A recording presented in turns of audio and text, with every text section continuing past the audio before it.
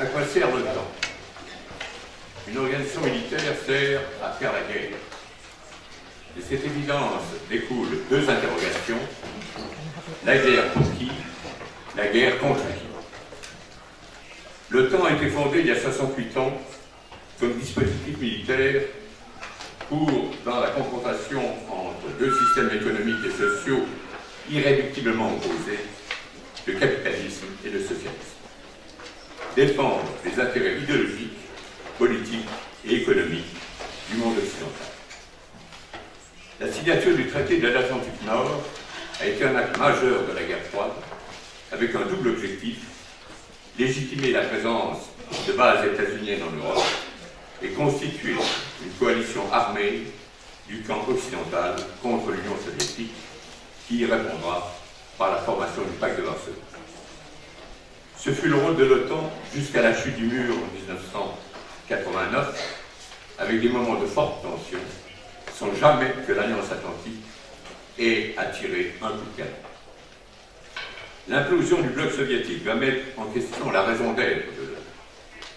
Mais son secrétaire général, Manfred Wörner, fait clairement entendre qu'il n'en est rien. Il déclare: seule l'Alliance Atlantique peut lier les États-Unis et le Canada à l'Europe. Elle seule peut assurer que le changement s'instaurera sans crainte de revers ou de volte-face. Elle seule peut coordonner la stratégie globale de l'Occident pour la paix et la garantie des valeurs démocratiques dans une Europe nouvelle. Elle seule peut ancrer à l'ouest une Allemagne unie dans des conditions de sécurité maximale pour ce pays et pour ses voisins. L'OTAN est le pilier qui lie les atlantistes européens derrière la bannière étoilée. Pour George Bush père, elle est une pièce maîtresse des plans hégémoniques des États-Unis dans le nouvel ordre mondial. Les uns et les autres s'emploient à défendre son maintien. C'est chose faite en 1991. La permanente validité de l'Alliance Atlantique est affirmée dans la Déclaration de Rome et un nouveau concept stratégique est adopté selon lequel l'OTAN, présentée jusqu'ici comme une alliance exclusivement défensive, devient une force interventionniste. Mission lui est donnée d'assurer sur le continent la stabilité du nouvel ordre mondial par l'intégration militaire de sa partie orientale et alléguant les carences des États européens en intervenant dans les Balkans. La guerre dans les Balkans va servir à justifier la pérennisation de l'OTAN. Le 28 février 1994, l'aviation états-unienne intervenant dans le cadre de l'OTAN abat les bombardiers bosno-serbes et la Bosnie et la première guerre chaude de l'OTAN. Au Kosovo, stratégie géopolitique et mission idéologique conjuguées, avec la résolution 1244, on entre dans l'illégalité en violant la Charte des Nations Unies, passant outre le rôle du Conseil de sécurité et du fantomatique comité d'état-major de l'ONU de fixer les objectifs, le degré de préparation des forces et leur emplacement général. L'OTAN est seul aux commandes. Cette instrumentalisation de la Charte ouvre la voie aux guerres à venir. Dès la dissolution du bloc soviétique, la politique de partenariat va être un mécanisme essentiel d'élargissement de la pieuvre otanienne. En 1991 est constitué le Conseil de coopération euro-atlantique, devenu le Conseil de partenariat euro-atlantique, qui, symbolisant la victoire politique et idéologique des atlantistes, va réunir les 22 États membres de l'OTAN, la Russie, les États de l'ancien pacte de Varsovie, les 11 États de la communauté des États indépendants et l'Allemagne.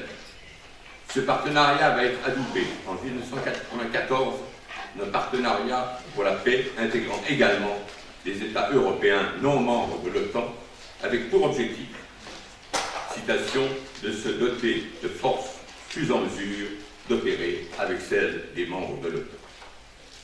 En 1994 également est lancé le dialogue méditerranéen avec la Mauritanie, le Maroc, l'Algérie, la Tunisie, l'Égypte, la Jordanie et Israël, qui élargit les partenariats de l'OTAN à l'Afrique du Nord et au Proche-Orient.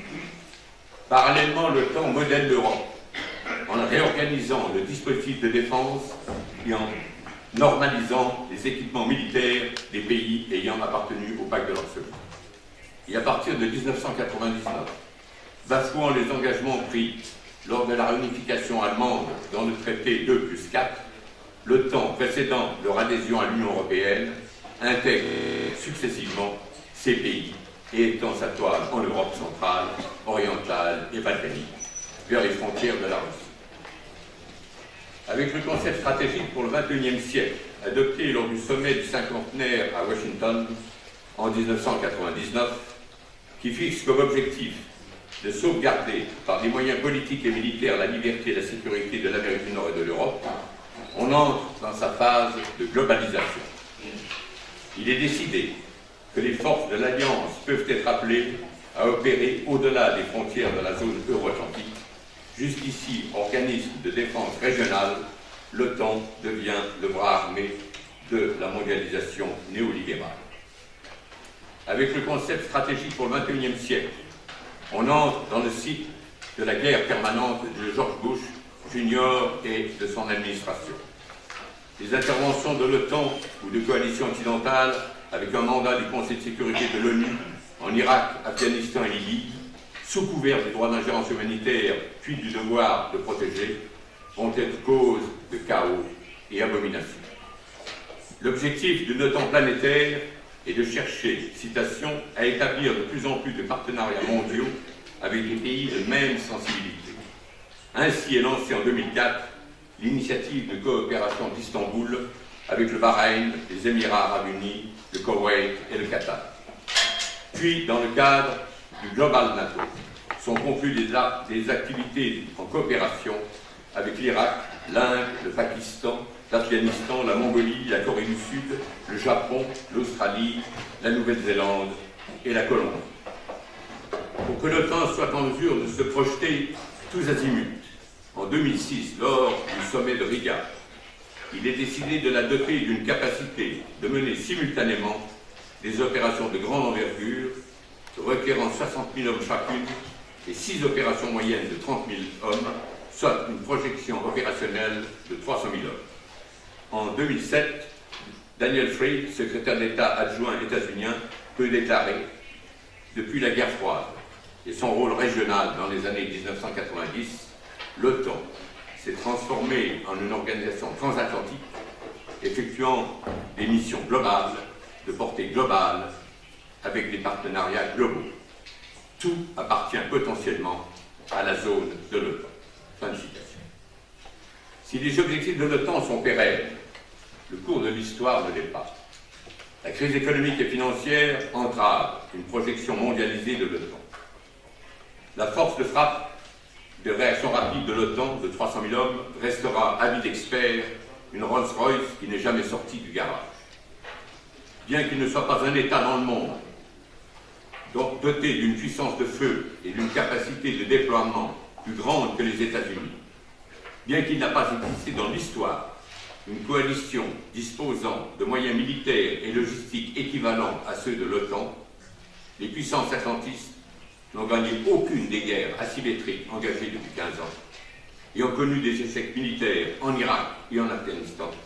La Libye est une zone de non-droit, les Balkans sont instables, s'ajoutent l'effrayant engrenage syrien et les lieux de conflits ouverts ou potentiels s'étendant sur un arc allant des Philippines au Nigeria.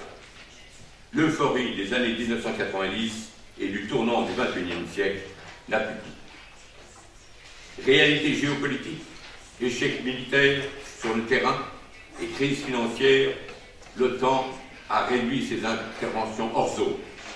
En février 2011, seulement en Afghanistan, 132 000 soldats étaient engagés dans la FIAS, la force d'intervention de l'ONU. En novembre 2016, ils ne sont que 18 000 à être déployés dans des missions de l'OTAN. Si elle fournit toujours des appuis logistiques, de formation et des financements, l'OTAN n'est plus aux commandes d'opérations majeures hors sa zone historique. Un autre fait va modifier le rôle de l'OTAN. En 2015, la Chine, considérée par Washington comme la nouvelle menace à moyen terme, la nouvelle stratégie du Pentagone est de concentrer sa présence, son pouvoir de projection et sa force de dissuasion en Asie-Pacifique. La vision d'une OTAN globale se trouve modifiée par le transfert du centre de gravité de défense des États-Unis vers l'Asie orientale et le Pacifique et les plans de créer une OTAN sud-est asiatique. La zone Europe-Atlantique n'étant plus pour les États-Unis l'épicentre de sa stratégie globale, s'ensuit la demande aux États européens, d'Obama puis de Trump, d'apporter une contribution financière plus importante à la défense du continent et de sa périphérie, les fameux 2% du PIB en dépenses militaires. Cela étant, pour le Pentagone, l'OTAN et l'Europe sont un rouage essentiel de son dispositif stratégique global. Une Europe sous commandement du Pentagone, le commandant des forces des États-Unis en Europe, l'EUCOM, étant automatiquement le commandant suprême de l'OTAN. Une Europe inclue dans le système global de défense des États-Unis, avec des bases militaires en Allemagne, Grande-Bretagne, Italie, Espagne et dans 7 autres pays européens. Ce à quoi s'ajoute la 6e flotte US en Méditerranée. Une Europe intégrée dans le système mondial d'écoute et d'espionnage politique, économique, militaire, du réseau échelon, avec en Grande-Bretagne le plus important centre d'écoute dans le monde, la NSA. Une Europe englobée dans le dispositif du bouclier antimissile ABM, avec la base opérationnelle de Deveslu en Roumanie, une base en installation en Pologne et 4 destroyers dotés de capacités antimissiles basés en Espagne. Une Europe engagée dans la guerre des drones, la base de Ramstein en Allemagne, servant de station relais à la base de Creek aux États-Unis. Le repli d'une OTAN globale sur sa zone historique euro-atlantique ne modifie en rien et nullement sa raison d'être. L'Europe répond toujours à la projection du géographe Mackinder qui fonde la stratégie de Brzezinski, qui domine l'Eurasie, domine le monde. La Russie est une pièce maîtresse de cet enjeu, y compris pour l'endiguement de la Chine. D'où la politique interventionniste et d'extension de l'OTAN sur le continent, dans ce qui est considéré par la Russie comme son espace vital, ce qui crée une situation de guerre en Ukraine. Dans le cadre de l'opération Atlantic Resolve, pour la première fois depuis la Seconde Guerre mondiale, des manœuvres de grande envergure, de 25 à 30 000 hommes, se sont déroulées dans la partie orientale de l'Europe, et au terme de ces manœuvres, plus d'une centaine de blindés US ont paradé sur 1800 km des pays baltes à la Bavière. En janvier 2017, sont arrivés des États-Unis 3500 soldats, 87 tanks, 18 canons automoteurs, 419 voitures souterrains, plus de 2000 autres véhicules militaires déployés dans les pays baltes, en Pologne, Hongrie, Roumanie et Bulgarie. Pour assurer une présence avancée et adapter l'OTAN aux défis et aux menaces se développant à sa périphérie, il a été décidé lors du sommet de Cardiff en 2014 le triplement des effectifs de la force de réaction rapide, la création d'une force opérationnelle interarmée à très haut niveau de préparation et le renforcement des forces navales permanentes. Pour permettre une plus grande réactivité au déploiement de ces forces spéciales, il a été mis en place 8 quartiers généraux avancés, dénommés Unités d'intégration des forces de l'OTAN, basés en Estonie, Lettonie, Lituanie, Pologne, Roumanie, Bulgarie, Hongrie et Slovaquie. Les pays occidentaux disent craindre la Russie. La Russie se sent agressée par l'Occident. Il faut rompre cet engrenage funeste dans lequel l'OTAN joue un rôle belliciste.